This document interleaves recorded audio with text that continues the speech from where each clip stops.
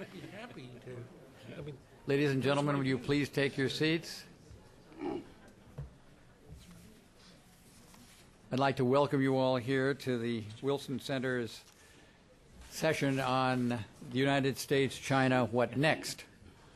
This particular focus is on a book which I think some of you have seen, maybe some of you even got copies of. It's called Power and Restraint, a shared vision for the U.S.-China relationship that is designed to deal not only with what's going on now, but what might happen between now and 2025 or some other time period in which the United States and China become even closer together in terms of economic and military status. I'm only going to say a very brief introductory one or two things, but in the process of doing that, I want to introduce the very powerful panel we have today, which includes my co-editor, Guo Liang, from the Beijing Academy of Social Science, Ezra Vogel, my colleague at Harvard, who is an expert on Japan as well as China, and is doing a book on Deng Xiaoping, Jia Jingguo, the Dean of International Studies at Beijing, Graham Allison, former Dean of the Kennedy School, who now is the Director of the Belfer Center for Science and International Affairs at Harvard, and has written a great deal on the problem of nuclear terrorism. Joseph Nye, who is specialized in soft power, which has now become smart power, and will be transcended, I think, when he moves to the Far East and deals with Japan, as things look like they may very well materialize in the next few months. He's Hillary Clinton's candidate to become the new ambassador to Japan. Stephen Miller, my colleague from Harvard, who runs the international security program there, has been an expert on nuclear proliferation, arms balances, and he's become a recent expert upon Iran, in addition to his manifest capability in dealing with arms relationships between ourselves and China. Just to introduce this meeting, I'm Richard Rosecrans, and I'm one of the editors of the book. I think it's terribly important to focus on the relationships of these two countries at this time. Why is that? Because countries historically that are in the current relationship that China and the United States have frequently, over historic time, become either enemies or have actually got involved in military conflict with another. If you just go back and look at these rivalries through history, look at, for example, Holland and Spain. Look at Holland and England that fought in the 17th century.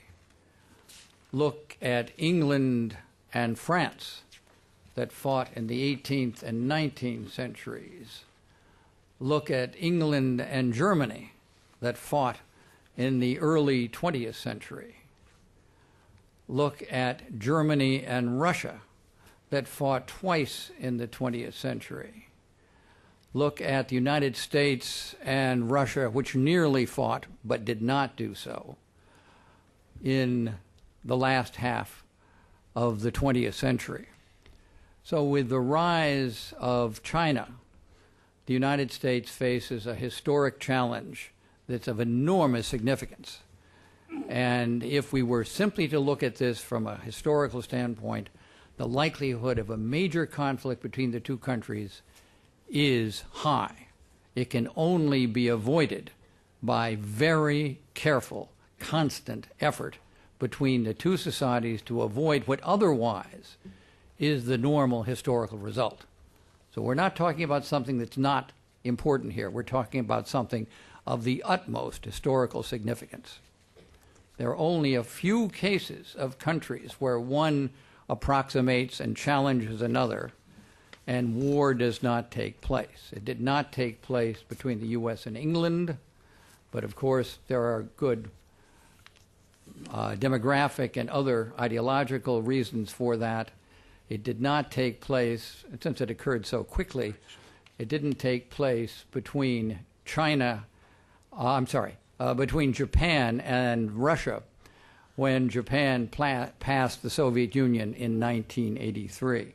Nonetheless, it is a major problem and one that deserves a great deal of consideration. We're going to talk today about two aspects of this. The second panel, of course, will deal with the economics.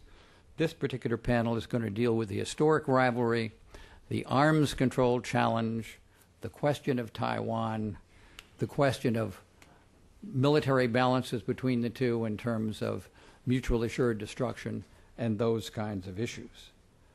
The first one to speak with us is Gu Guoliang from the Institute of American Studies at the Chinese Academy of Social Sciences. Please welcome Gu Guoliang.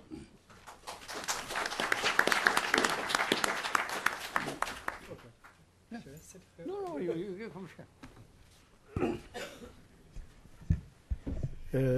Good afternoon. I'm asked to talk about the historical and military challenges. I think my colleague, Professor Zhao, will perhaps focus on the historical or political challenges. I'll mainly talk about the military challenges before China and the United States. I think for this panel, we asked the question whether China and the United States can cooperate over the long term. And my answer is that, yes, we can. Although we face a number of challenges, both historical challenge, political, economic, and military challenges, the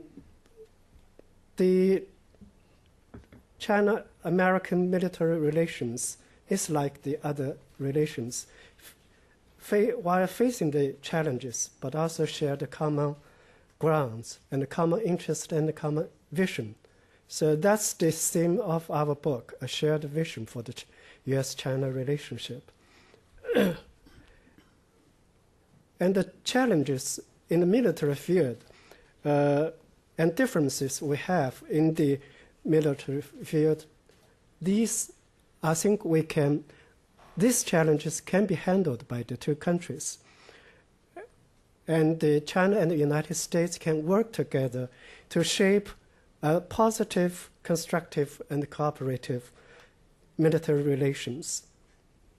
So at the moment, what kind of military relations between China and the United States, and what are the major challenges?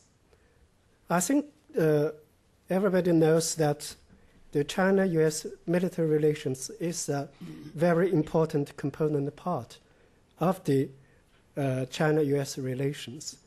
It has great impact on the East Asia security situation as well as the global security situation. But in comparison with other relationships, the political, economic relationship between China and the United States, the military relation between two countries somewhat lag behind the other relationship and is one of the weak links. I think the major challenge confronting the two countries are, one is there's the problem of the confidence, the somewhat lack of strategic confidence between the two countries. And secondly is the Taiwan issue. Because there's some suspicion or prejudice or misunderstanding about each other's strategic intention or the military capabilities. From time to time, we hear, especially the Pentagon, in recent years, they published this report on China's military power, questioning the growing Chinese military power and its intention and its capability. But on the other hand, in the meantime, we think the perception are changing for both countries. The perception of each other are changing.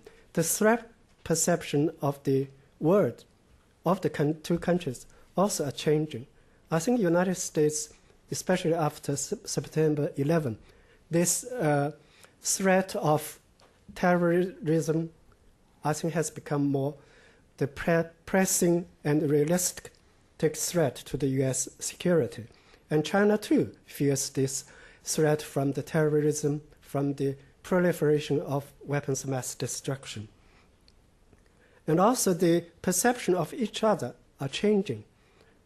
I think everybody knows the Deputy Secretary of State of the Bush administration, Robert Zoellick, in his famous talk, pointing out that China is not the former Soviet Union. So China and the United States should have a cooperative relationship. And now the present Secretary of Defense, Robert Gates, also mentioned that he doesn't think China is the strategic adversary of the United States.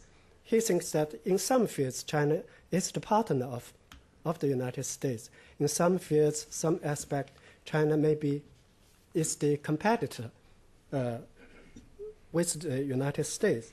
So it is important for the two countries to have confidence building, to have more confidence and work together jointly to deal with the threat of the terrorism, the proliferation of weapons of mass destruction.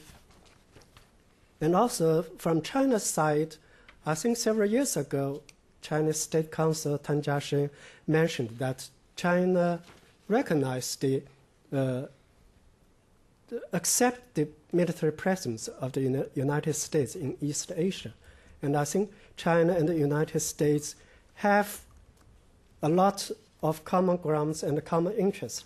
And in the past years, there have been cooperation in various fields, as well as in the fields of the military, as well, and the arms control and non-proliferation field. For instance, we have good cooperation in countering terrorism, in Afghanistan, in Pakistan, and also we work together to fight against the pirates, the Somalia pirates, and also we have good cooperation in arms control and non-proliferation.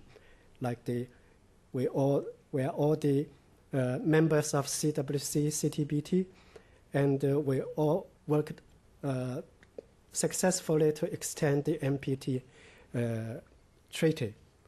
And we also worked together to deal with the DPRK's nuclear issue and Iran's nuclear issue, especially our cooperation in dealing with the DPRK's nuclear issue has been successful and has set a good example for our cooperation. And also, both China and the United States have made good contribution to the UN peacekeeping operations. And over the past years, we have established and consolidated this mechanism of dialogue and exchanges of military to military activities. We have this dialogue at the Deputy Minister of Defense level, have the strategic consultation from time to time, and last year we established the military hotline. So these help the two countries' military relations further develop, and we have the military exchange visit. The ships visited each other's ports, and last week, U.S. ships joined the naval exercise in Qingdao. So all these have shown that both sides, even in the military field, we have better understanding of each other, and we have good cooperation and exchanges with each other. But of course, we have some problems, like such as Taiwan. So each time when there's problem concerning Taiwan, like the U.S. arms sale to Taiwan, then there cause some problem in the China-U.S. relations. Whenever there's this problem, the military-to-military relations are the first to be affected. So last year, because of the U.S. arms sale to Taiwan, the military-to-military exchanges was suspended for some time. Now it has been restored. So this relationship, I think, is a two-sided relationship. It's a complex relationship. But on the whole, I think this relationship is developing in the right way. So how to shape a good cooperative military-to-military relationship? I think, first of all, we have to strengthen these confidence-building measures. Each side should have a realistic, right recognition of the other side's strategic intention and its military capability. I think as far as China is concerned, with the economic development, China will continue to have the kind of military modernization to match its economic development, to defend its sovereignty, to protect its maritime freedom, its maritime economic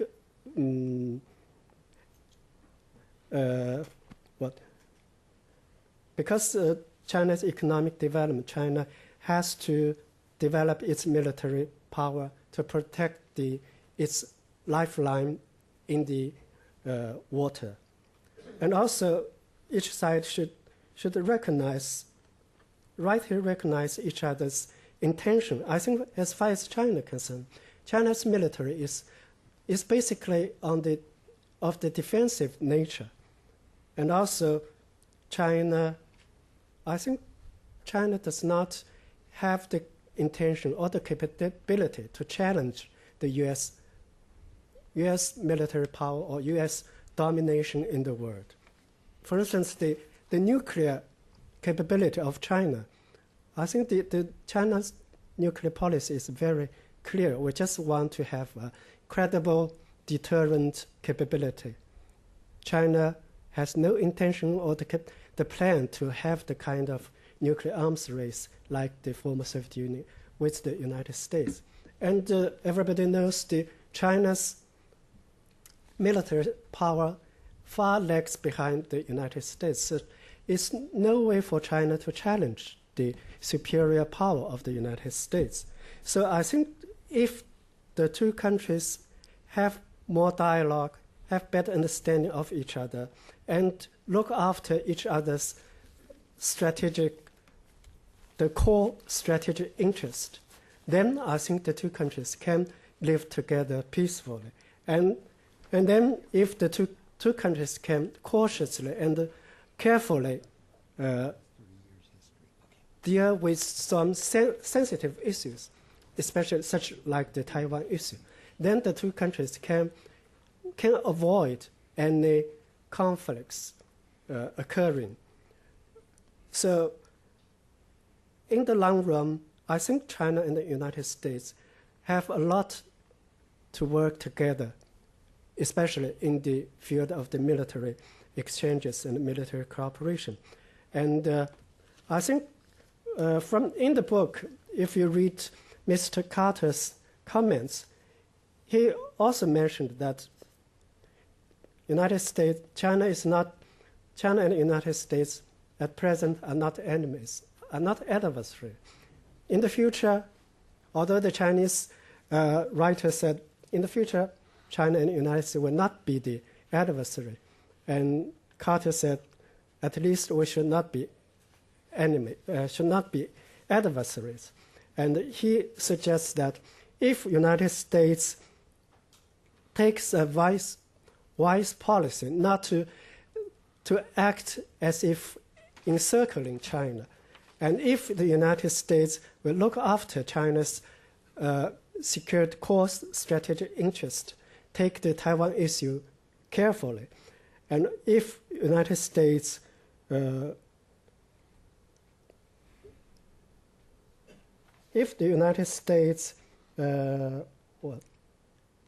not attempt to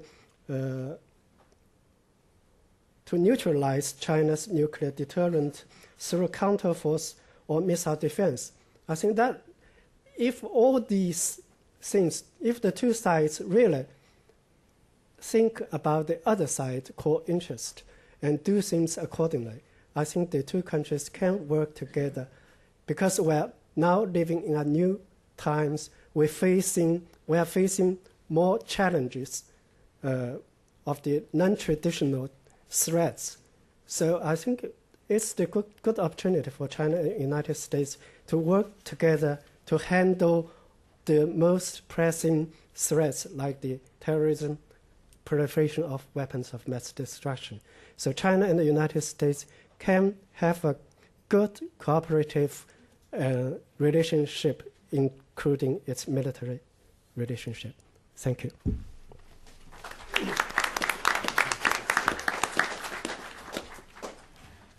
Ezra Bogle is just finishing a book on Deng Xiaoping. Not yet finishing. You haven't finished it? Not yet. Not yet.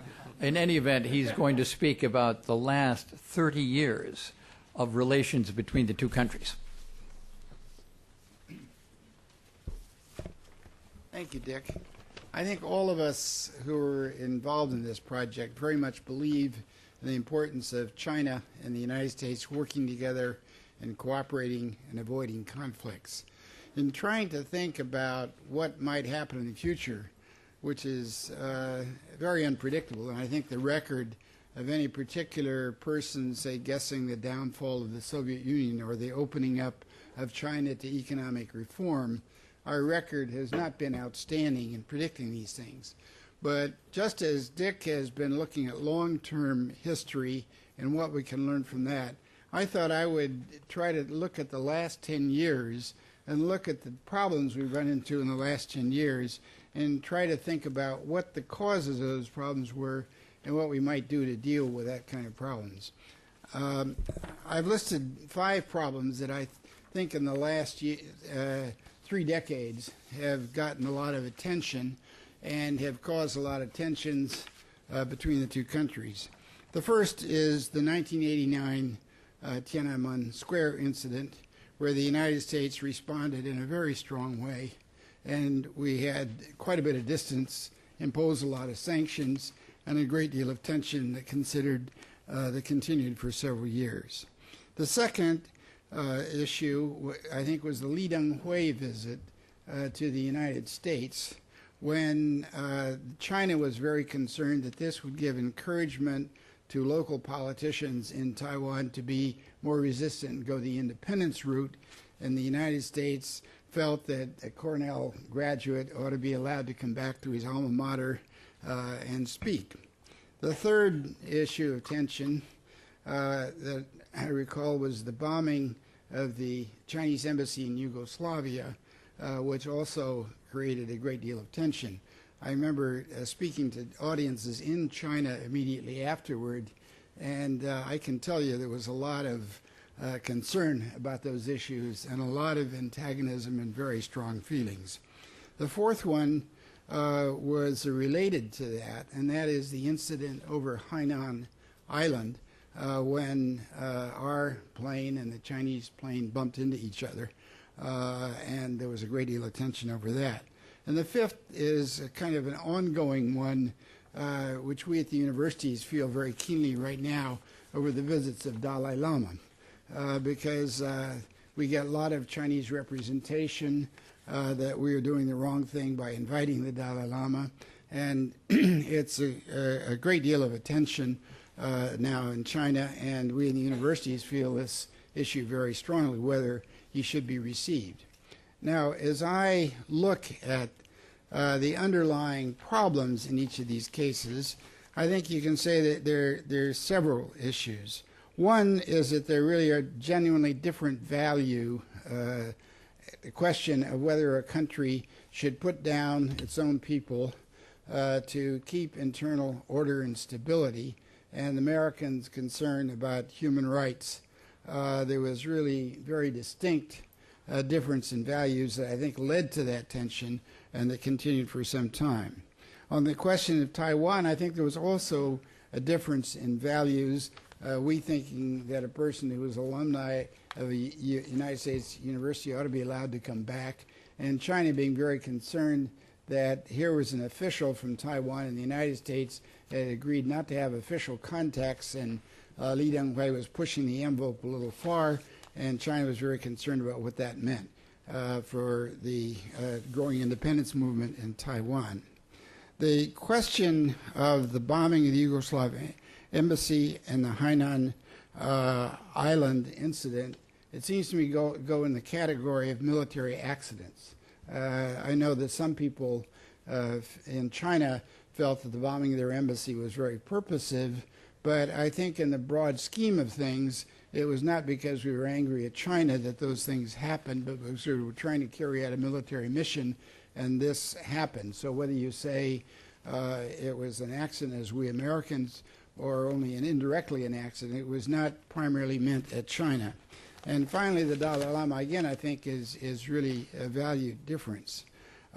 So I think in all those cases, if you say, how do they get resolved? If you look at the 1989, I think a very important was the personal relationship of Deng Xiaoping and George Bush Sr. And I think that because they had a relationship, George Bush Sr. sent a very impressive personal letter to Deng Xiaoping saying, even though this terrible thing has occurred, we got to keep the relationship between the two countries.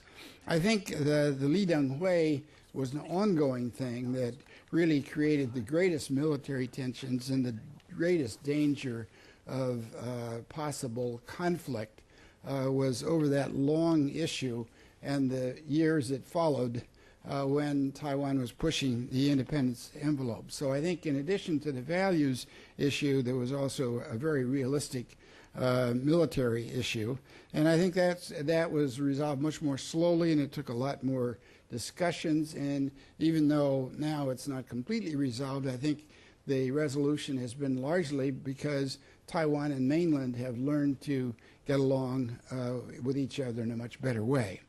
The accident, I think, those were again resolved by a combination of very high-level people in both countries working to resolve it, and very excellent staff work of some specialists within the government. Now, what about in the future? What are the how about these issues, and how might they arise, and what can we do about them?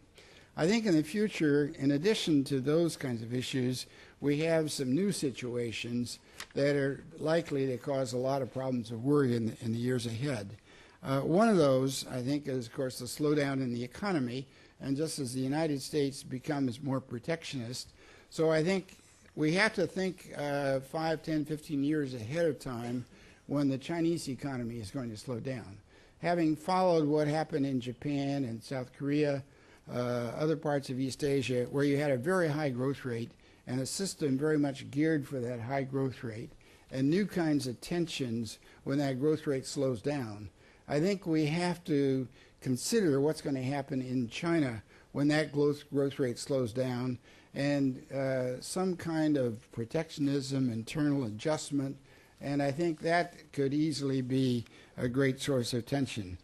The second thing, the military thing, which Mr. Gu talked about, I think we have to consider what happens as there gets to be a greater equality in the military power. If you look at the American budget and you try to predict within the 5, 10 years, is there going to be an increase in the percentage of military expenditures or a decrease, I think you would have to say the prediction would probably be that the proportion of our budget going for military is likely to go down. Now, if the military budget remains fairly high in China, then there's going to get a point where there's going to be a closer equality, which will make all those responsible in their respective countries for the security of their country a little more tense. And at that point, will the American Congress the American military going to Congress looking for procurement to the next year, will they be inclined to push the China button? And will the Chinese, who begin to feel we're getting closer to parity, find opportunities that they can take advantage of to do something about? I think another new situation that we haven't seen in the last 30 years is the revival of Chinese pride.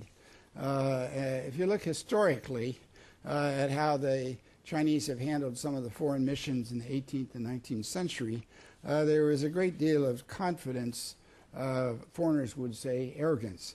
I think the Chinese the last 30 years have been very careful to avoid that. But I think we're likely to see an increasing number of young people in the Chinese blog talk about Chinese confidence and pride.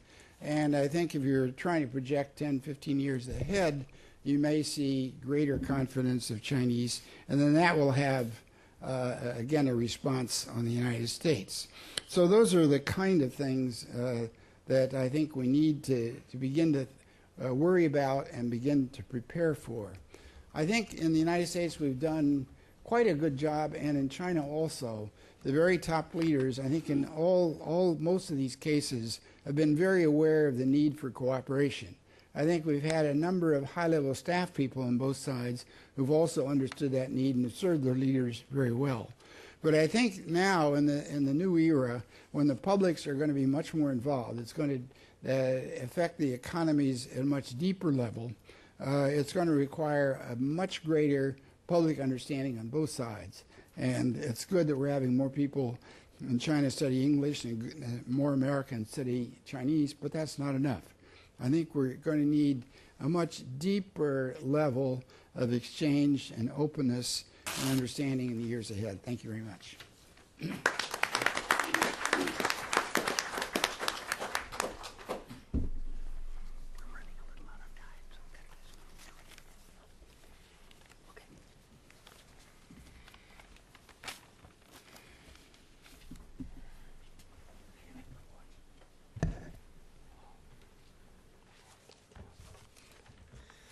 Okay, thank you very much. I'm delighted to have this opportunity to talk to this audience.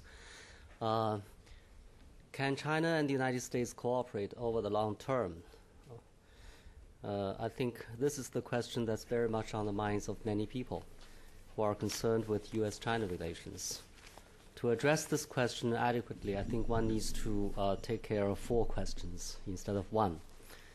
First is, does the rise of a great power necessarily lead to military confrontation or military expansion and war with a hegemonic power?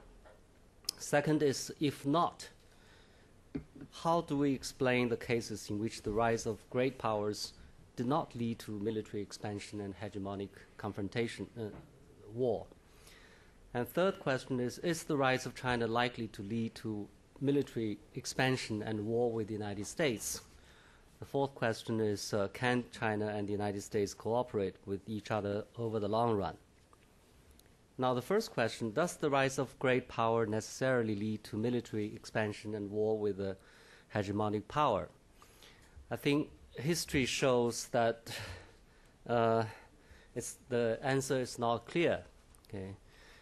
In some cases, on the one hand, you have the rise of a great power led to military expansion and war with a hegemonic power, such as the rise of Portugal, Spain, Netherlands, Great Britain, France, Germany, Japan, and Russia before the World War II.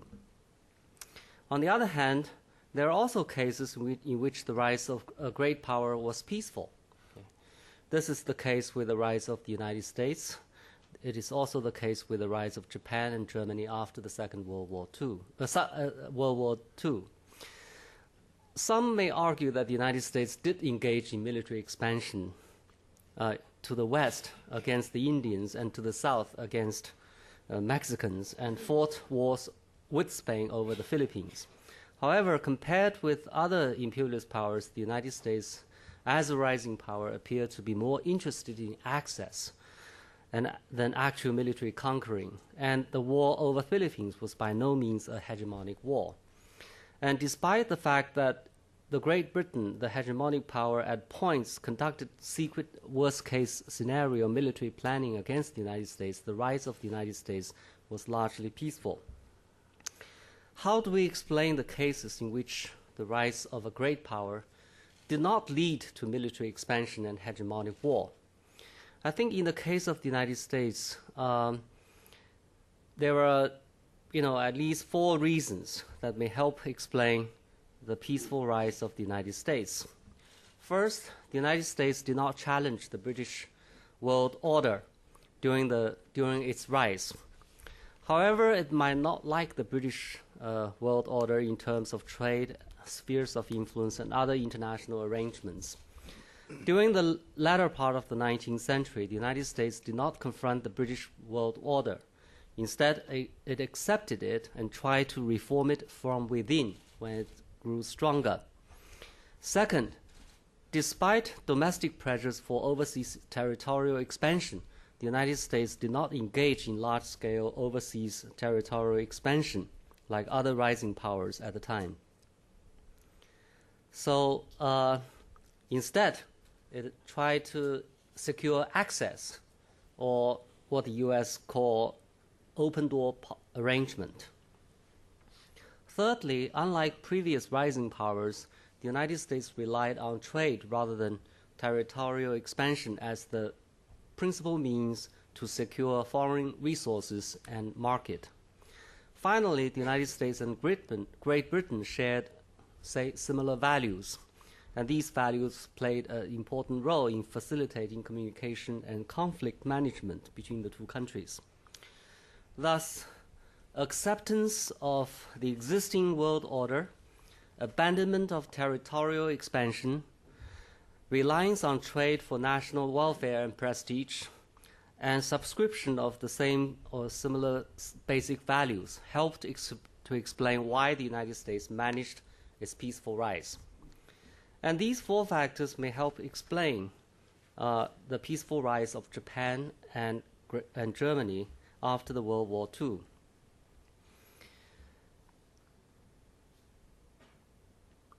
Now, is the rise of China likely to lead to military expansion and war with the United States?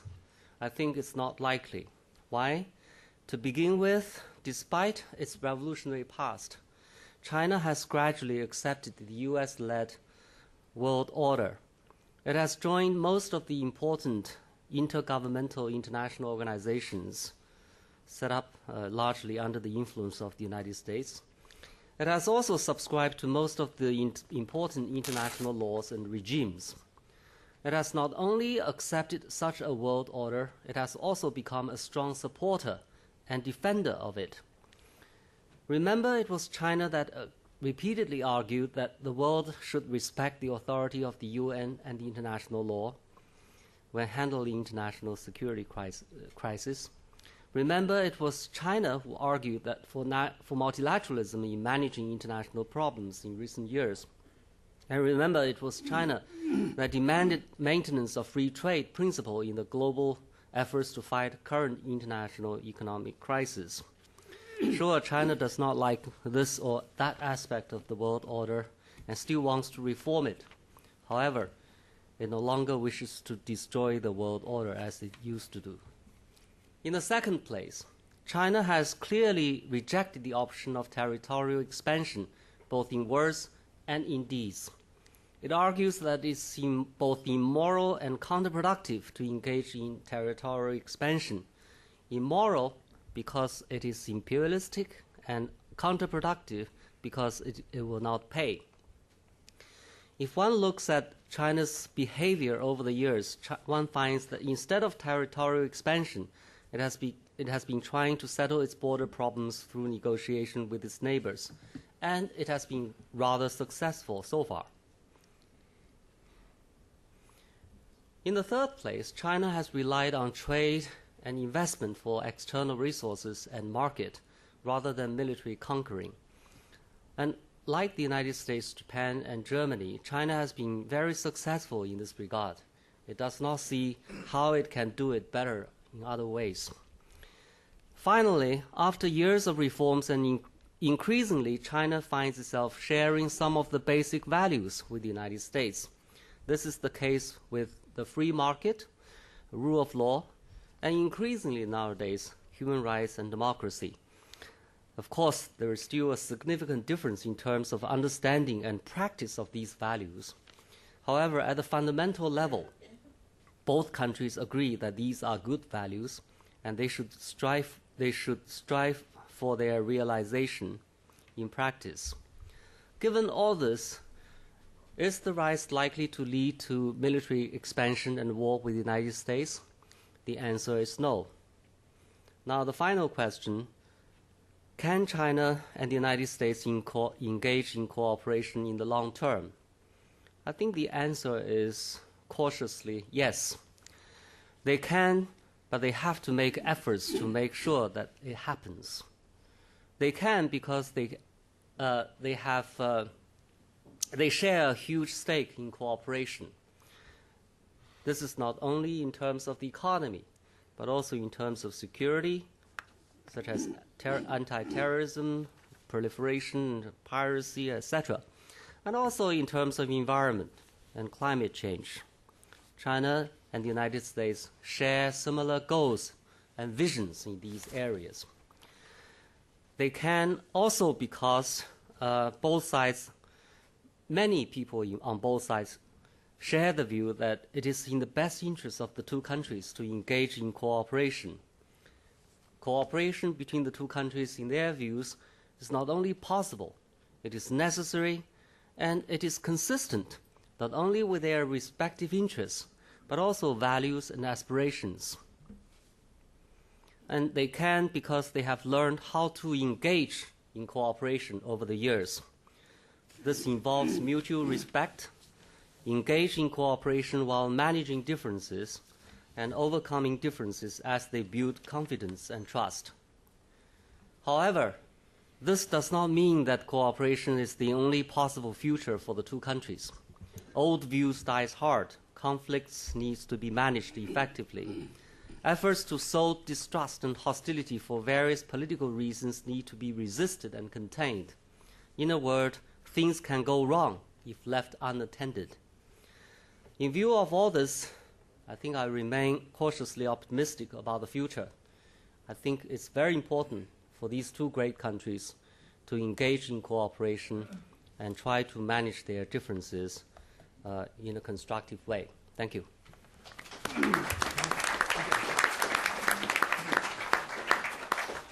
Jiajing Guo and I first encountered one another at Cornell in the 1980s when he was one of the absolutely first Chinese students to come west, and he's had a fantastic effect both here and, of course, in his own country. Graham Allison, I think, needs no introduction, so I'm not going to say anything more.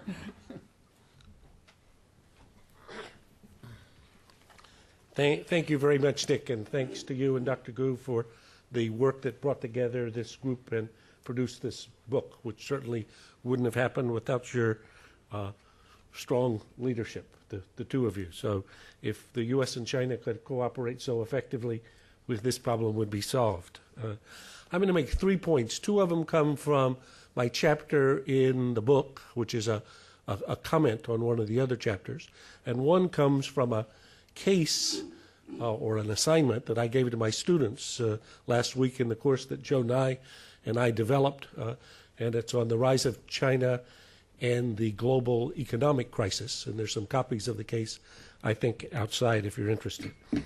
And the first of the points has to do with a framework point, which basically summarizes the Chinese government's bet on accommodation as opposed to war in terms of what I call an iron quadrangle. The second point has to do with a failure in Chinese-U.S. cooperations in the security arena, and the case in point is North Korea and its expansion of its nuclear weapons program. And the third point, which is more hopeful, has to do with the response of both China and the U.S. to the global economic crisis. So again, briefly stated. So on the core dichotomy that Dick and Gu put to us on between war on the one hand and mutual accommodation on the other, my proposition is that China's leadership has bet its regime's future on mutual accommodation. And the analysis of that can be oversimplified but summarized as an iron quadrangle. First, the legitimacy of the Communist Party's claim to the monopoly of political power in China is a function of its ability to deliver rapid economic growth, generally regarded as at least 8%. Secondly, China's rapid economic growth is a function of open markets for China's exports, most importantly, U.S. markets. Third, China's continued rapid economic growth is also a function of energy imports that cross oceans, of which the U.S. is the gatekeeper and policeman. Fourth, China holds $2 trillion of reserves, a majority of which is held in U.S. treasuries and other dollar-denominated instruments. John Maynard Keynes observed that if I borrow $1,000 from a bank, I have a problem. If I borrow $1 million from a bank, the bank has a partner. So China's holding of $2 trillion, the majority of which is dollar-denominated, makes them a partner in that respect. So China's bet is on a thickening interdependence with the U.S. that requires mutual accommodation. The American side of that story is also interesting, and as I try to say in the chapter, if one remembers in the Cold War, MAD, which was mutual assured destruction, in the Chinese-American relationship, we now have some analog of that in something that I propose we call MADE, M-A-D-E, mutual assured destruction of each other's economies, which enforces a common interest. Second point, North Korea. In confronting what both the U.S. and China should regard as a major threat to each nation's vital interests, what grade would you give China or the U.S. for the first 8 years of the 21st century? And then, as my chapter says, I would give each an F. An F. That's even with Harvard grade inflation. So in the Chinese case, it's mainly, I think, a function of being short-sighted. In the American case, of being misguided. But in any case, the results are that a country, a small, insignificant country, which had 2 bombs worth of plutonium in 2001, that is 8 years ago, now has 10 bombs worth of plutonium, has conducted a nuclear weapons test, and is now actually gone about harvesting 2 more bombs worth of plutonium from the fuel rods that were in the cooling pond until recently. So how do we explain the Chinese failure? Well, as one of my friends says, China actually has no foreign policy. And China's policy is about economic growth, and foreign policy is only to the extent that it supports that.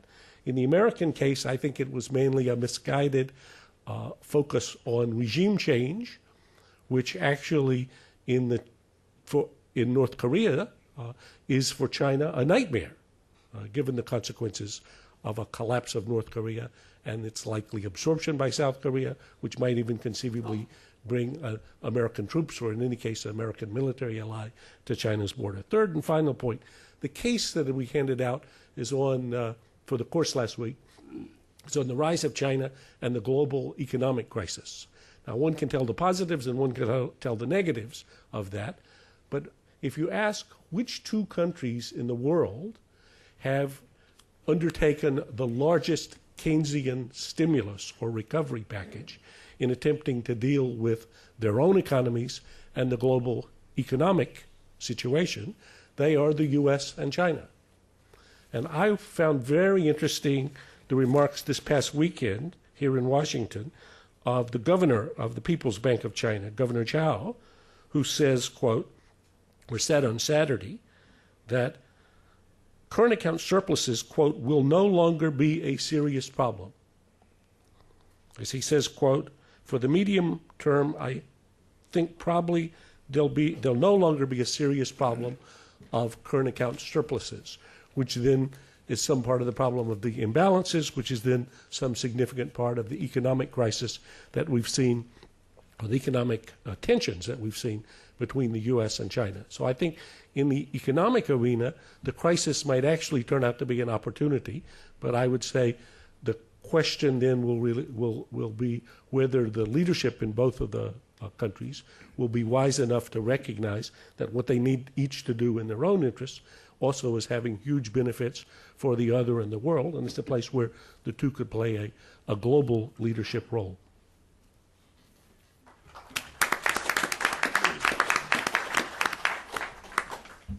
Jonah.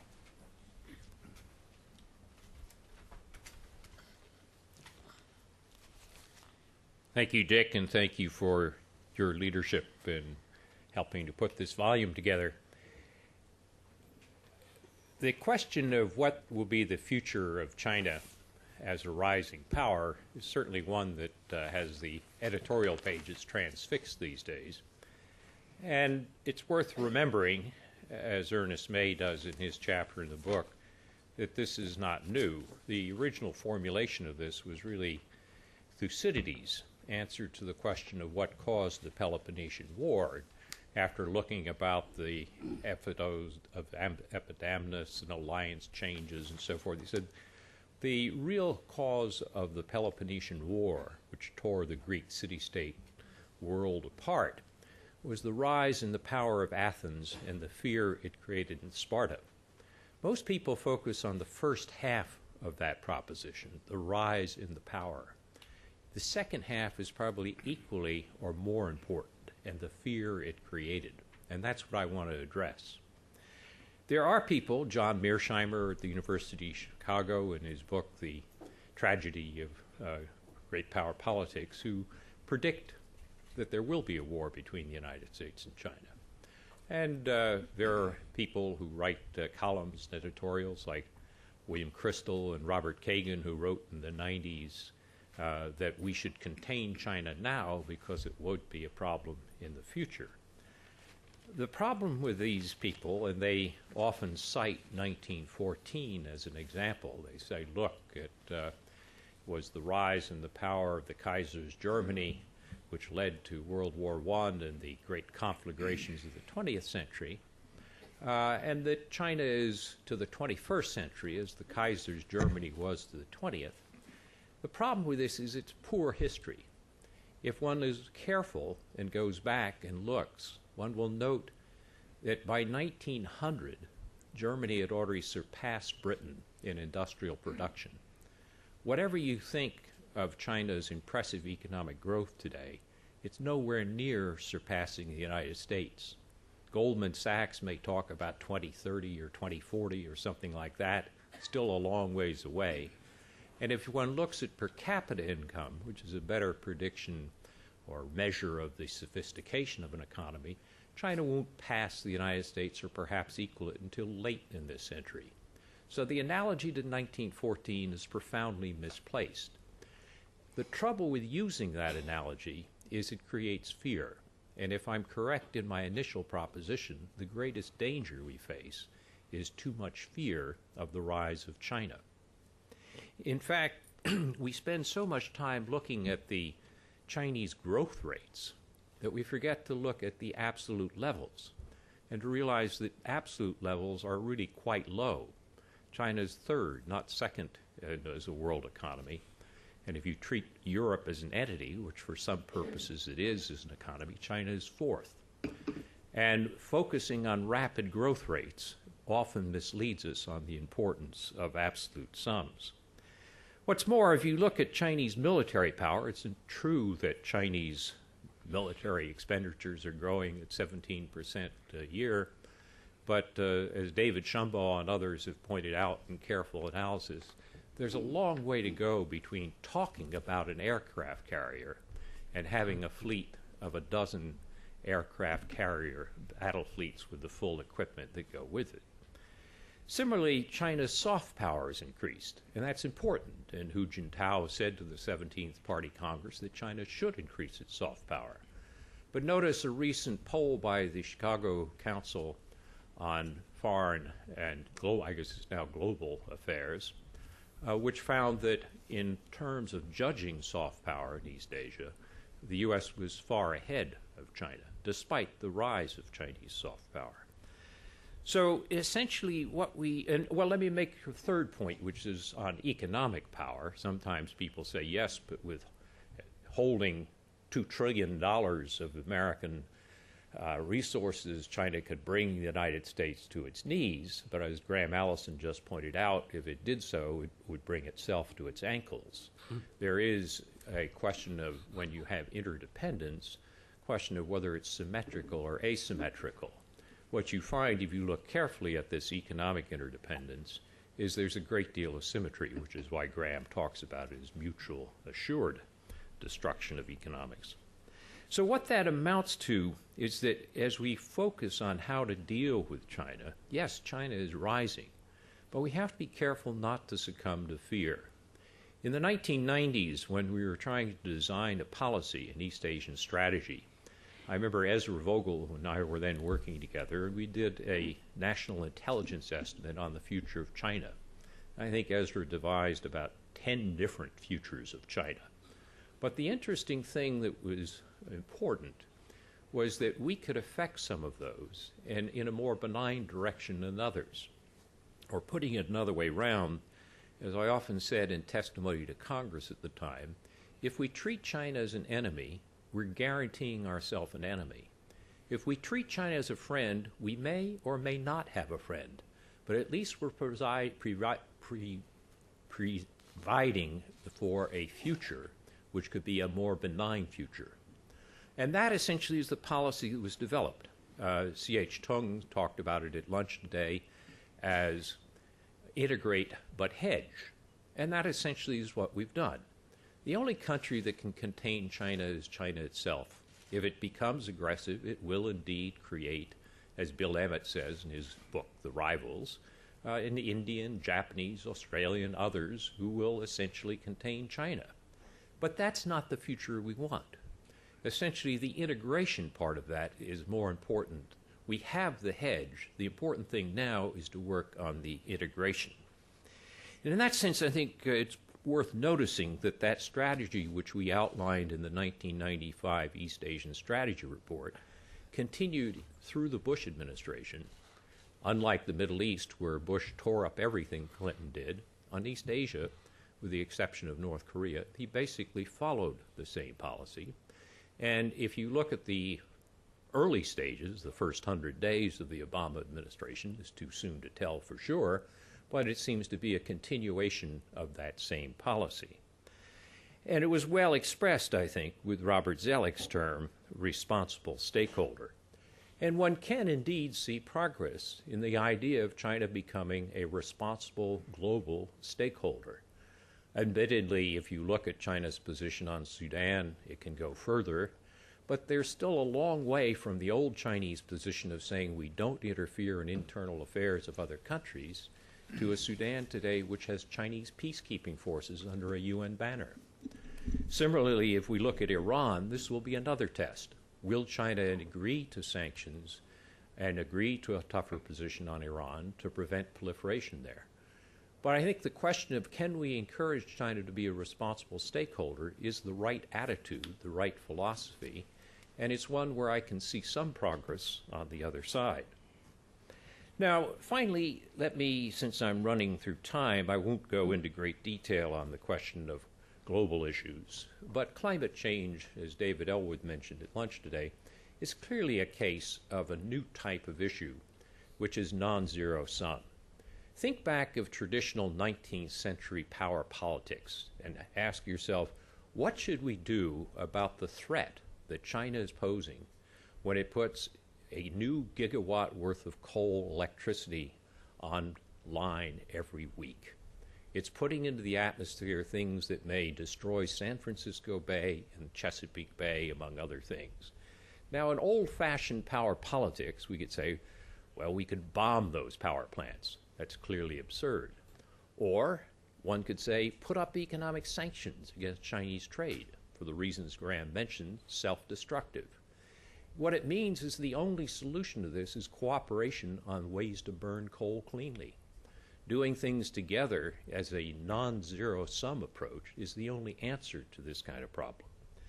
And that brings us to my final point, which is as you look at the issues that we're going to deal together, we have to realize that power, which is often thought of in zero-sum terms, is not necessarily zero-sum. It depends on the intentions of the parties.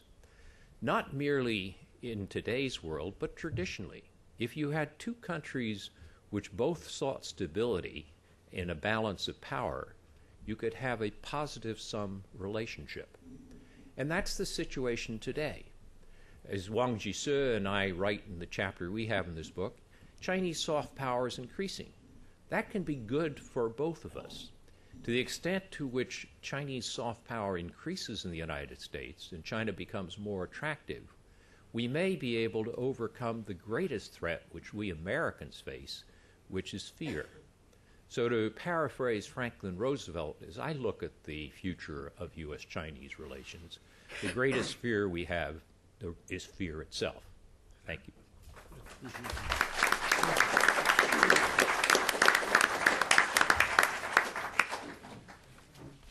Steve Miller is next. That's a good quote. Somebody should invent that. Thank you, Dick. Thanks to the organizers. I join my colleagues in expressing appreciation for the overall exercise of which we've been a part.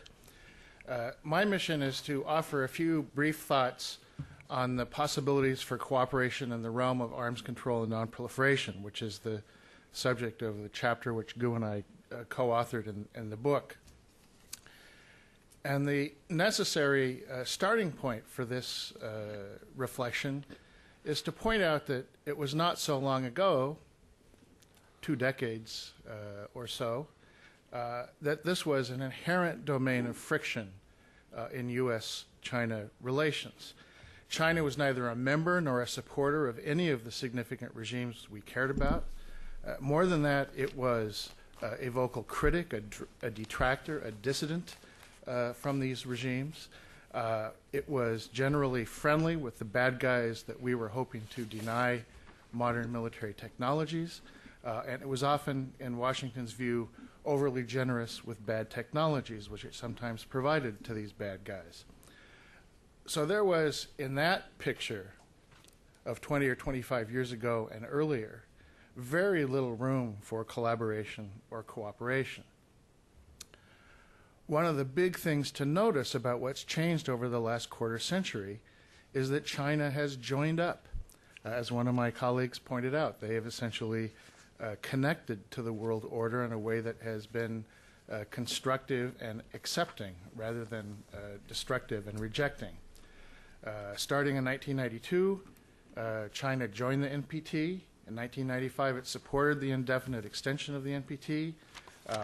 In 1998, it signed the additional protocol to the NPT. In 2002, it ratified the additional protocol. 2004, it joined the Nuclear Suppliers Group.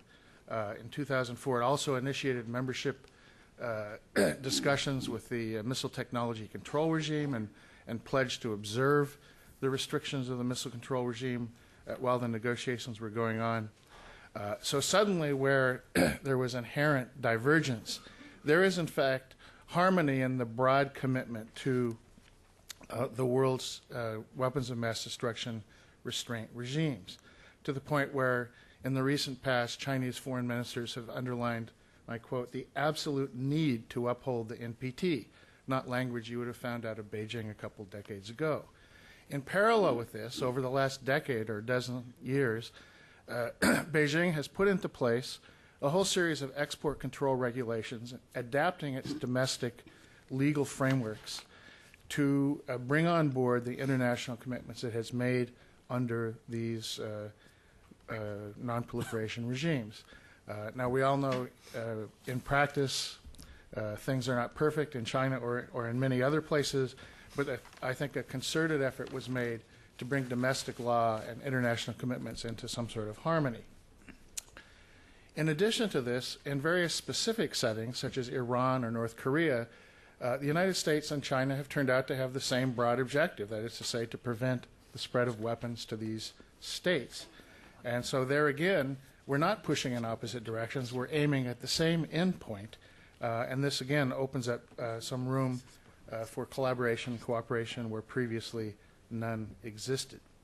And of course, in the North Korean case, what we've seen is rather extensive collaboration to produce the failure that caused Graham to give them an F, but we cooperated in that failure.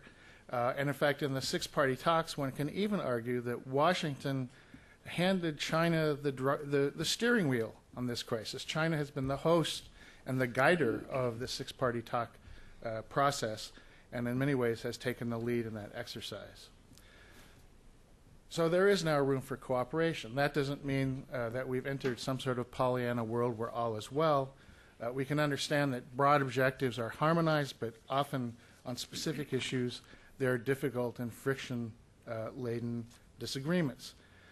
Firstly, even where our objectives are identical, often our relationship with the parties is different, which is true in both North Korea and Iran. Often our perceptions of the acuteness of the problem are not identical, which I believe is the case with respect to Iran.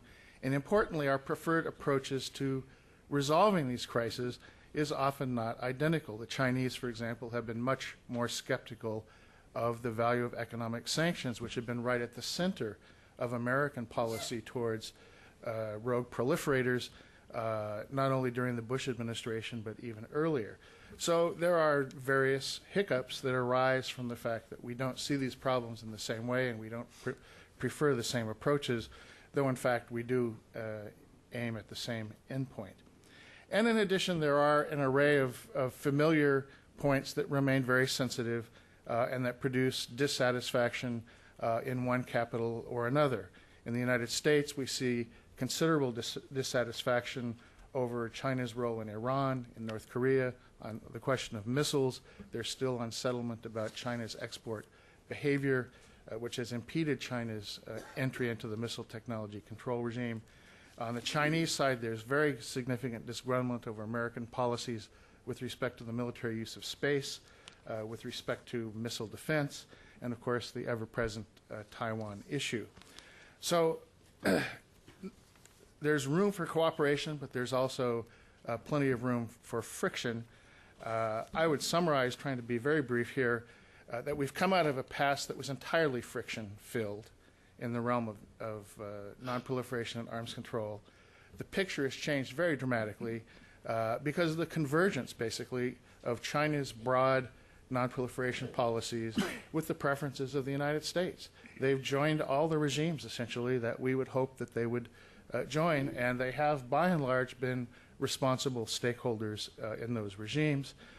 Points of friction remain, which means that cooperation is neither inevitable nor easy, but it means that there's room for building on the cooperation that has been achieved so far, and there's room for escaping the inevitable friction of the past. And looking to the immediate future, I would say that there ought to be at least three basic goals and try to build cooperation in the area of arms control and nonproliferation. First, the minimum goal ought to be to prevent specific issues with great potential for friction, like Iran or missiles, from damaging the broader convergence on nonproliferation issues. If we diverge again, the room for cooperation will shrink once again. Secondly, we ought to create mechanisms for finding common ground on the difficult issues. It seems to me that simply sniping and sneering at each other doesn't really get us very far in trying to transcend some of the difficulties on some of these difficult issues. And thirdly, promoting U.S.-China cooperation on specific crises that helps resolve them seems to me a very constructive way to move into the future and to build successes that can lead to further collaboration and cooperation. This, I think, will require sustained effort. It will require commitment to cooperation, despite the inevitable speed bumps and setbacks that we're going to encounter. And it means that there has to be really a sustained belief that together we can collaborate on some of these issues in a way that advances our mutual interests. Thank you very much.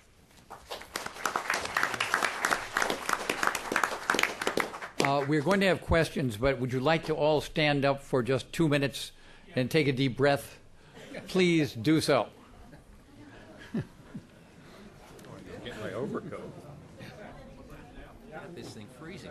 Did you come directly? And you back. I want to write an article. So,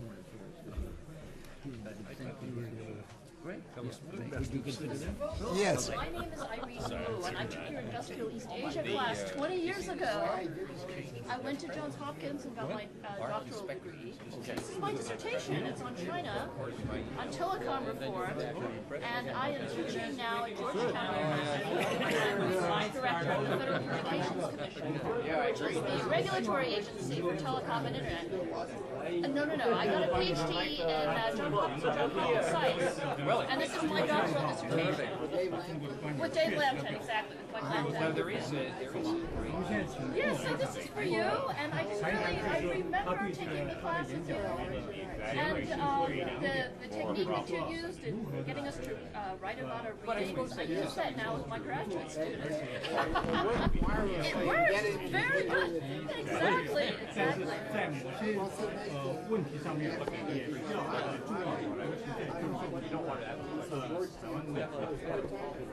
Part-time, I'm an adjunct there. This is, I work in the government, basically. Thank you so much. It's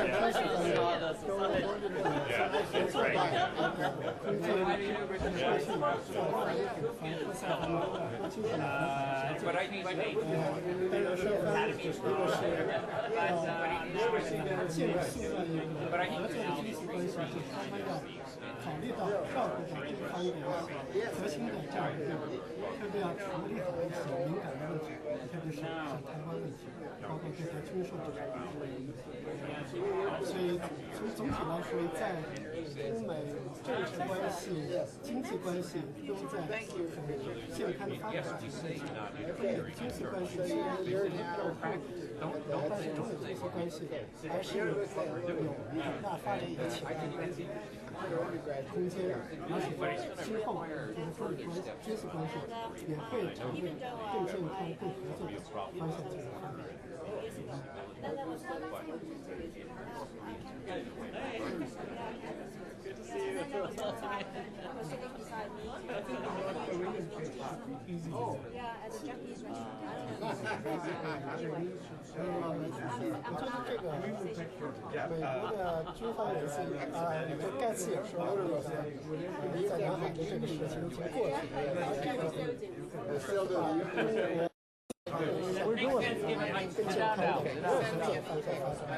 Especially with Thurman. 合作方面非要把这个 一个是另外一个在朝核问题上，另外在核问题上，中美都是竞争的，因为在联合国维和的问题。Please take your seats. I wanted to remind everyone in the room that there will be a reception after the second panel finishes at 5:30, and Senator John Kerry will be with us then, and we'll have a few remarks on the U.S.-China issue. So that will be at 5:30. The next panel will be at 4, and that will deal mainly with the economic issue. Is there anyone who has a question? All right. We have microphones here coming on both ways. Please. Eric McVaden, the Institute for Foreign Policy Analysis. Dr. Gu, I was happy to hear you say that the mill-to-mill contacts have been restored, but I've heard some other discouraging news that maybe we have a ways to go on that. I wonder if you'd comment. With respect to the South China Sea, I was very happy to see that confrontation end so quickly. I think the China dailies simply said, it's over, we had more important things to do. That was certainly an encouraging outcome. I wonder if maybe you or Dean Jia could embellish that a little bit and tell us what happened in China to bring that to such a quick conclusion.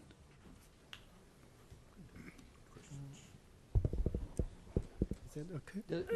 Does it work? It works. It works, okay. I think about South China Sea issue, I think Robert Gates said it's over. I think you know that China was not happy because that the ship U.S. had around South China Sea, I think, which China thinks violates China's law and the international law. Although there are different understanding about that. When I talk with the Japanese diplomats said even Japan didn't quite agree with U.S. interpretation about the international law over what are the limits. So perhaps some Western countries, United States and Britain and some others, think that the 60 miles are the limit. But Japan, China, and many other developing countries think that the economic zone are the territorial water which the foreign ships should not get in. But I think the reason why China reacted, I talked with some of the Chinese military people. They say that because in the past year, the United States has increased several times more activities around South Sea, and the Chinese military has made their presentation to the U.S. Side many times, but the United States didn't really take into consideration of the China's reaction.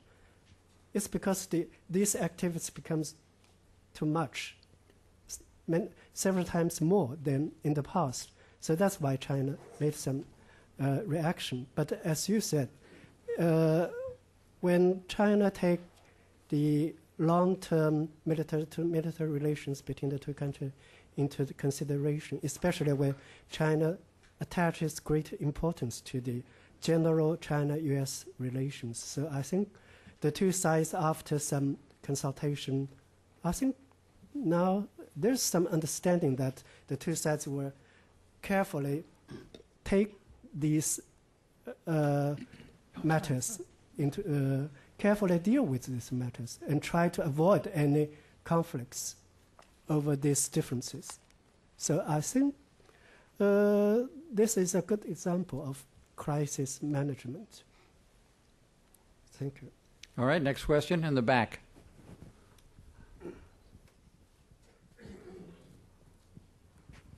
Thank you. Richard White's Hudson Institute. As you know, one of the priorities of the Obama administration is to resolve the conflict in Pakistan and Afghanistan, and they're treating it as a single stage. And we've worked somewhat with the Russians and how to deal with this, and it's been a mixture of conflict and competition. And some of the other countries, possibility of reaching out to Iran. One country that doesn't really focus in the discussion that often is China. And it's clear that Chinese wouldn't want to contribute peacekeeping troops to Afghanistan. But given China's growing stake, economically at least, in the natural resource exploitation of Afghanistan and other equities it could bring to the conflict, particularly with respect to Pakistan, I wasn't sure if the panel had any suggestions about how the administration might want to consider moving forward with China in this conflict.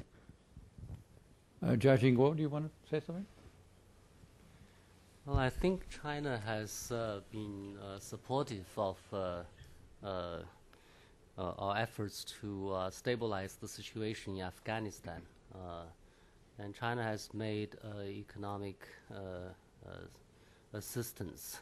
And also, I think China has tried to help the United States and other countries to deal with the terrorist problem there. But I'm not sure, in what ways you're suggesting that China can do more, other than sending troops there. Graham has a comment.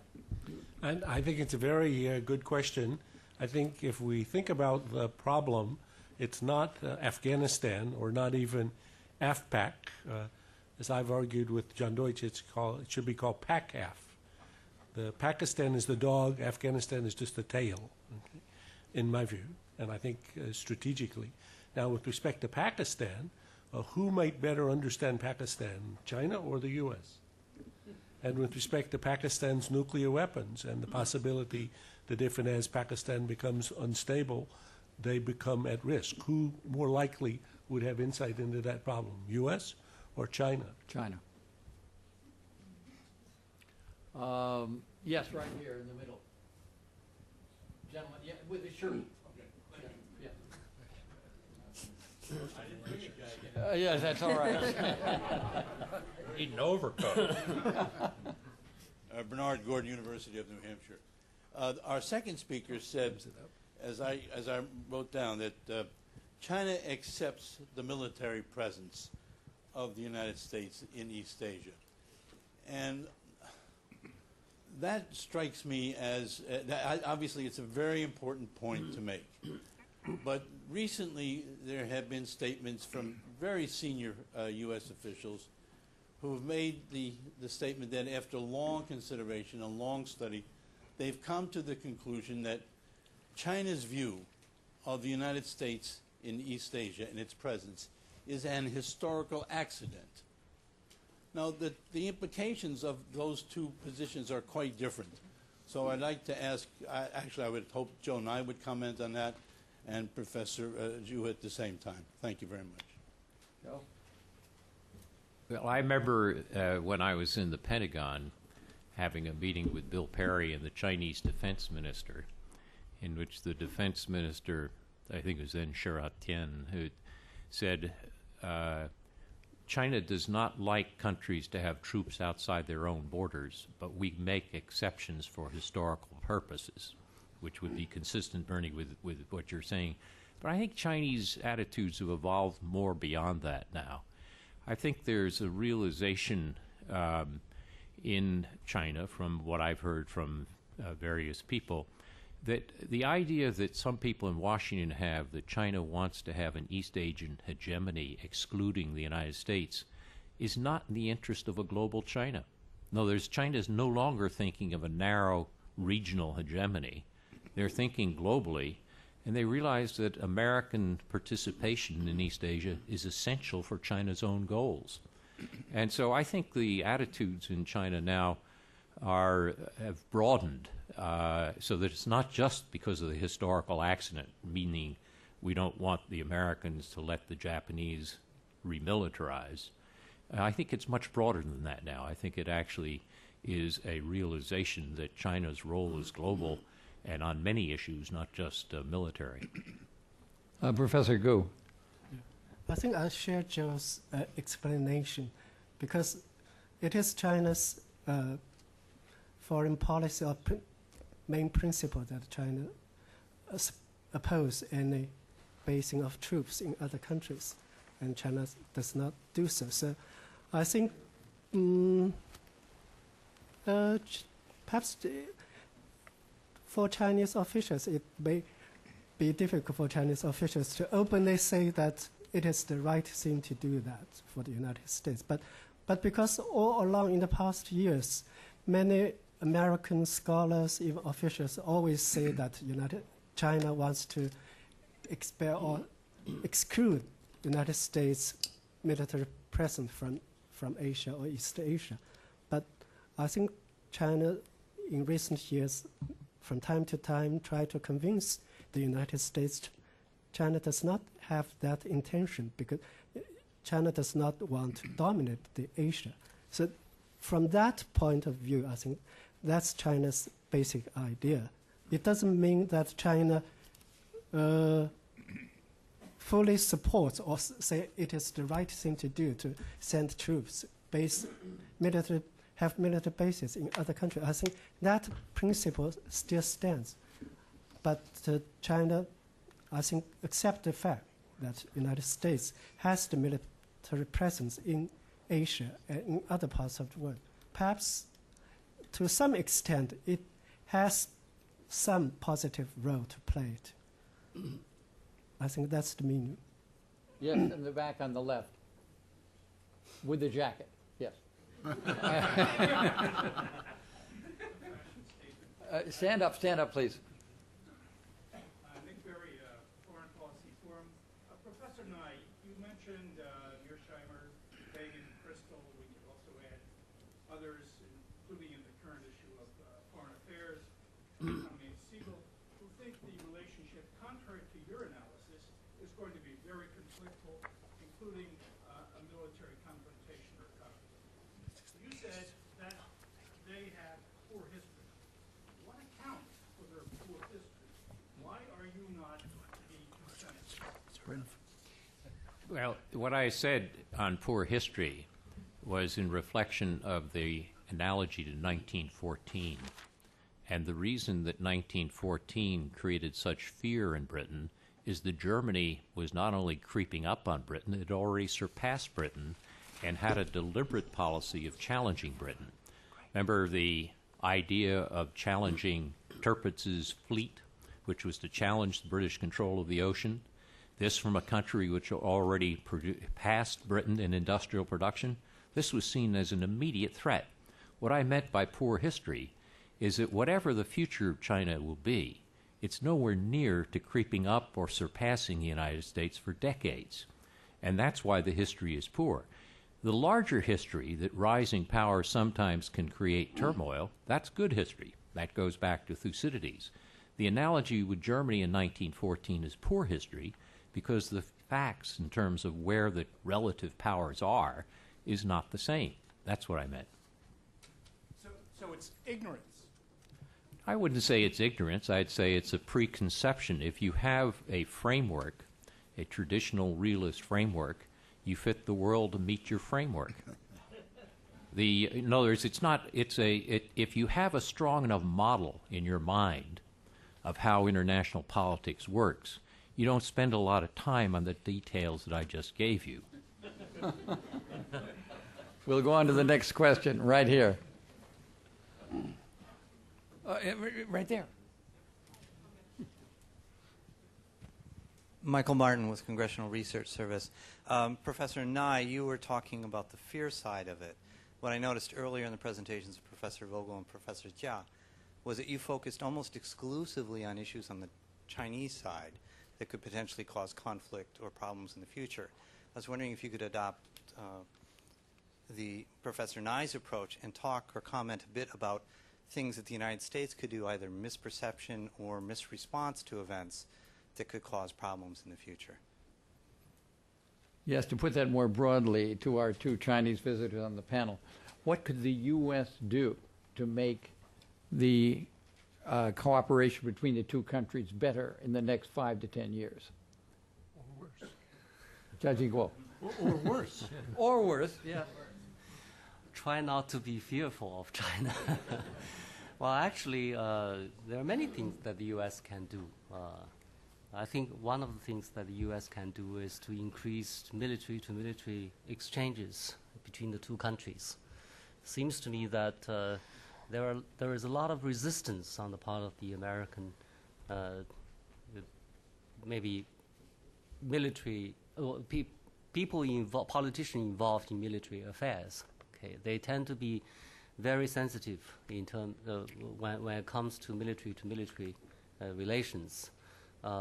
They come up with all kinds of excuses to resist such kind of exchanges, like Chinese military officers stealing American military secrets. And then, for example, if you visit, like, I remember I was with the Pacific Command at a maybe East-West Center at a conference, and originally we were arranged to visit the Pacific Command, and then we were told that we were not supposed to go there because of the security concerns. But Pacific Command was a public relations place. I mean, there is no military secrets involved. But then you have people coming up with such kind of excuses to resist contacts between the U.S. military and the Chinese in general, military in particular. And of course, the South China Sea incident, I think there should be more communication between the two militaries. The U.S. probably military should spend more time explaining to the Chinese why it thinks it's so necessary to collect the information, not just along Chinese coast, but along the coast of all the countries in the world. Okay, because the U.S. believes that it has this special responsibility of taking care of global security.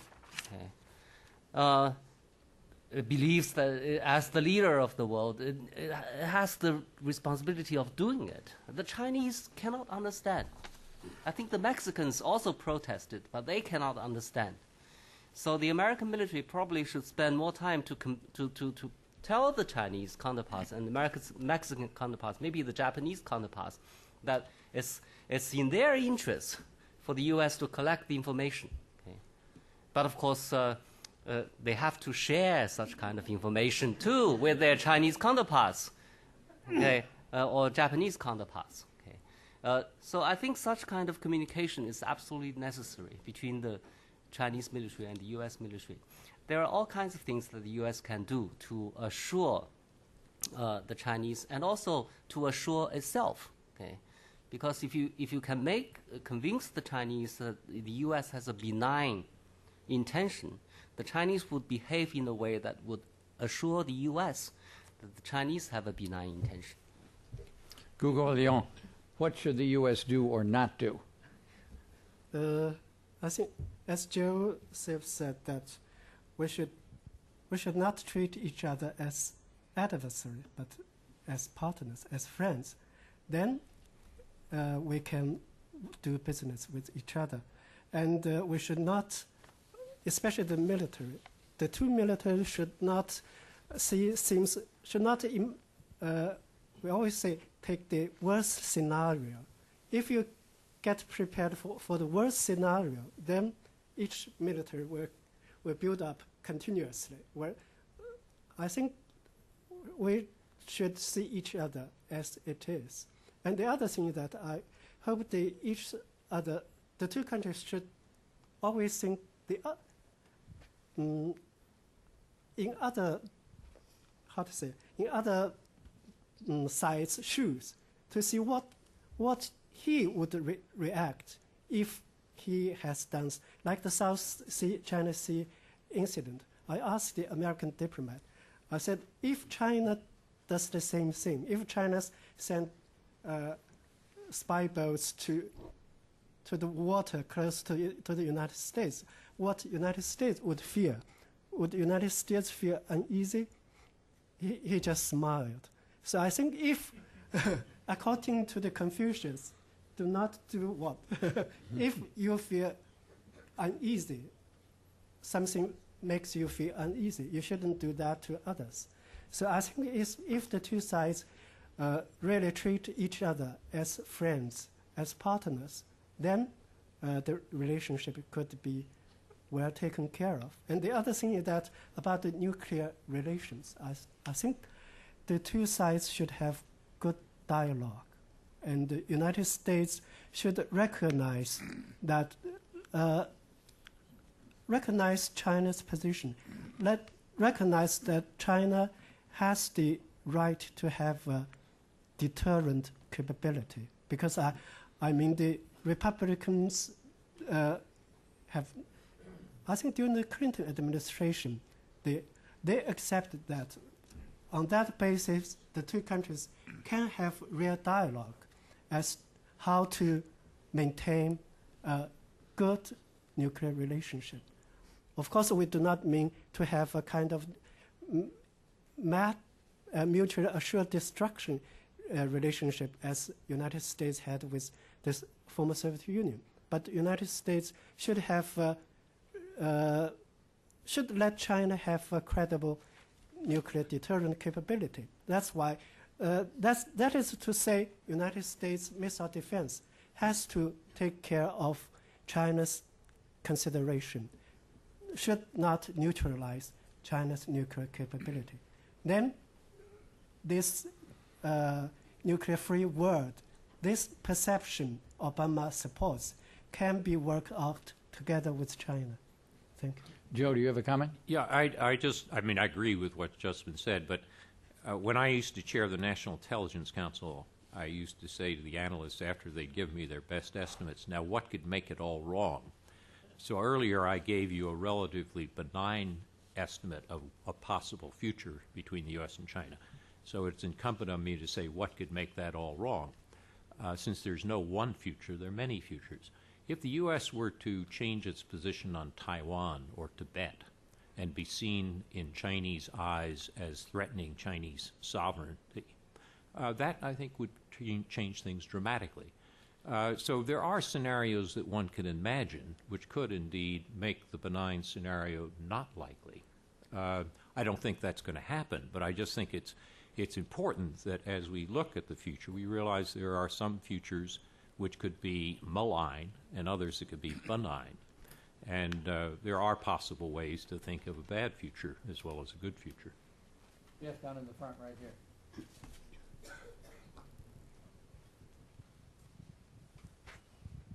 Thank you. Ayako Doi, journalist. My question may have been answered partly in the last answers, but several panelists mentioned that China has, up to now, chosen the way of mutual accommodation and responsible stakeholder, so on.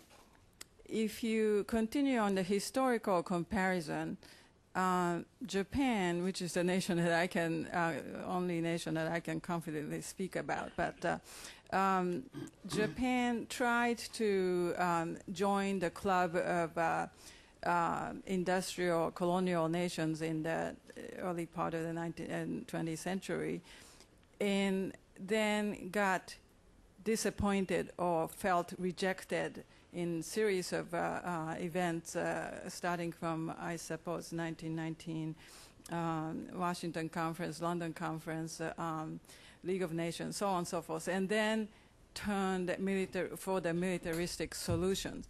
Do you see a possibility that China will encounter such or begin to develop the perception of rejection and change course? Yes, I'd like to respond very briefly to that. I think one has to bear in mind that the point at which Japan made its move, it was already too late for empire. The League of Nations had already been created.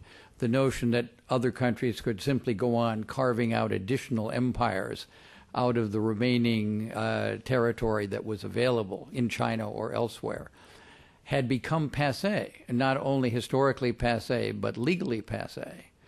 And so when China tried to acquire it, when Japan tried to acquire it through military force, first in 1931, 37, and so on, that was something that would not be accepted by others. It was initially not recognized, and then finally it was opposed.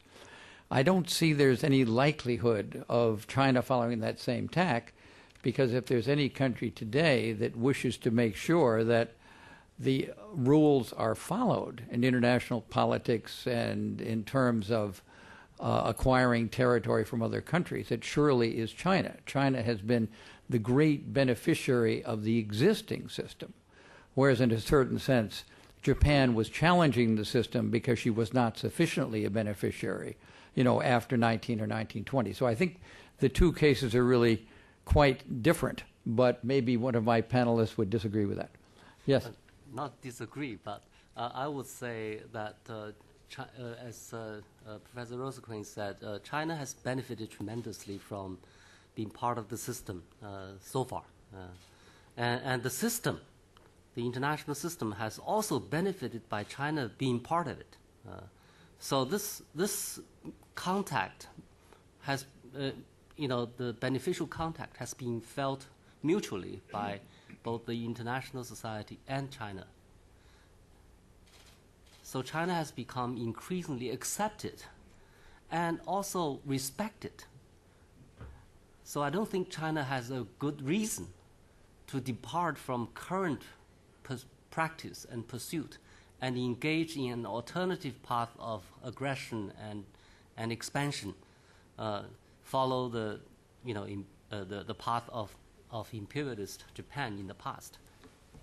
I think we have time for one question. Then we're going to take a very brief break before the second panel at 4 o'clock. Yes, right here.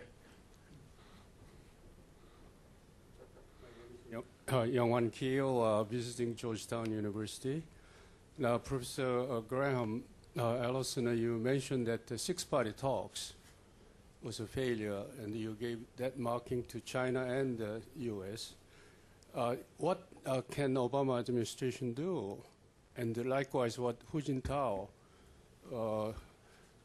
president in China, can do to avoid 8 years of failure under the Clinton administration and 8 years of failure under the George W. Bush administration. How do they change their F's to A's?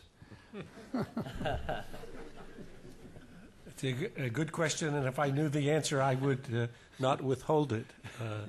I think the fact is that in the Clinton administration, many mistakes were made, but the Yanban reactor and the reprocessing facility were frozen, and no additional nuclear weapons or materials from which nuclear weapons would be made was created. So for all the things that the 94 agreement didn't do, what it did do was, with respect to the nuclear weapons program, froze the scene. Unfortunately, in 2002, 2003, when the U.S. was focused mainly on Iraq, North Korea proceeded to take the fuel rods that had been stored by the IAEA, take them to the reprocessing facility, harvest the plutonium, turn back on the Yanban reactor, create additional plutonium, and ultimately then conduct a nuclear weapons test. So the 10 bombs approximately of plutonium were acquired in those 8 years from rods that had mostly been created previously, but in addition, some further produced by Yanban. At this stage, even though North Korea has repeatedly agreed in principle to eliminate all nuclear weapons and nuclear weapons activity, I think actually Kim Jong-il has been, I wrote a piece actually, I wouldn't say called crazy like a fox. So you think of this as if it were a drama. You have one little guy who's weak, has an economy that doesn't work, has a small society. You have a superpower of the world, the U.S. You have a huge, powerful neighbor, China. You have the UN Security Council, which continually instructs him about what he should do and what he shouldn't. You have the six-party talks that include Japan and South Korea and Russia. And 18 times, President Bush said to Kim Jong-il, it would be unacceptable, would not be tolerated, would never be permitted for you to launch a missile, test a nuclear weapon, blah, blah, blah. Each time he defied the U.S. and China and the world with virtually no consequence for him. In fact, in every instance, when he came back to the talks, he got paid by various parties in different currencies for just coming back talking. So what's wrong with this picture? Okay? I think myself that the party that has the greatest leverage with North Korea is China. I think China, I would give the U.S. the worst marks for the period between 2001 and 2008 because the U.S. had the most power in general and was the most focused. But I think China also very low marks, as I say in my paper. China has the greatest leverage with North Korea. In the period in which China thought the U.S. policy was a regime change, collapsing the North Korean regime, since that was a Chinese nightmare in my analysis of the situation, China was not able to cooperate with the U.S. So I would think now in the current situation, a wise Obama administration would say to the Chinese, you understand this situation clearly. you have more leverage than we do. We're not interested in collapsing the regime. It's an evil regime. It's a terrible regime. But we're mostly interested in its not having nuclear weapons. What actions can be taken to that end? And I would think this is a great opportunity for President Hu and for the Chinese to take a real leadership role, because if they think about their long-term interests, which they usually do, but I think in this case haven't, if they think about their long-term interests, if North Korea becomes a recognized nuclear weapon state, which is at risk of doing, I think the likelihood that there are not a couple of more nuclear weapon states in the region a decade after is quite low. And I think if you ask what would Northeast Asia look like with a nuclear arms race, I think Chinese will look back on it and will say, my God, who let this happen? And how did we let this happen? So I would think it's an opportunity for a new administration with the Chinese government to address and maybe even to get the situation rolled back. That brings our session to a close. I'd like to thank the panelists and the audience for coming. We've enjoyed it very much. Thank you.